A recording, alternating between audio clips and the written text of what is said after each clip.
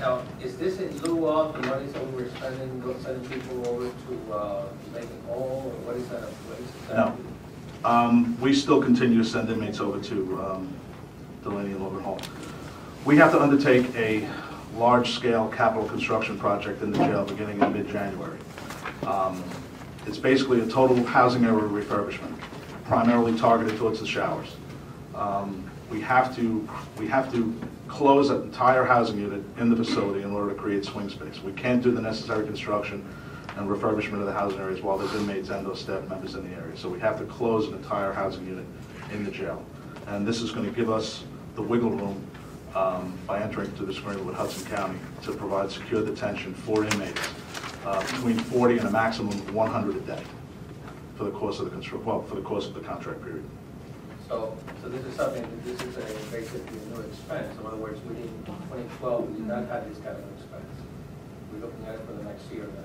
Yes. It is out of capital money as well.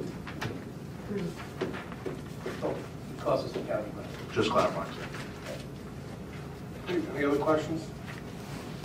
All right, Director, thank you. Thank you.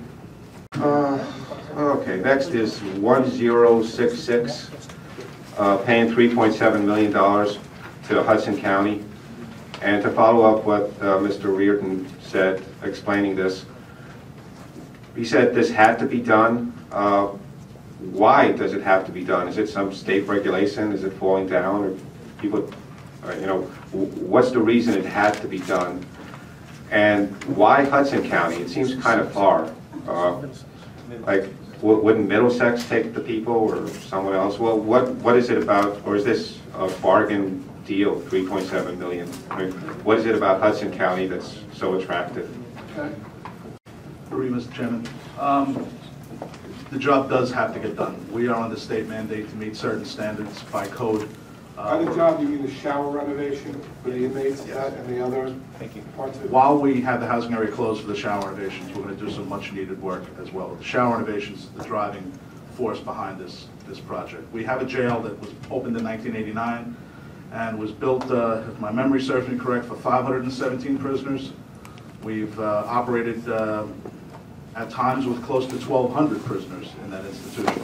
So the present showers have been used to a degree much more than they were intended to be used by a population much higher than they were meant to sustain. We have been violated by the state on a couple of years now for inadequate showers in certain areas. We constantly run to repair and patchwork and Band-Aid approach these showers. They need to be gutted and redone, and that's going to be part of this project. The reason why we designated Hudson County, it's number one, they have the room. There may be jails that are geographically closer to us, but I can't say that they have the room or the willingness to take on our prisoners. Hudson County has both the room and the willingness to take our prisoners, and I'm thankful that they're going to be there to facilitate us for this project.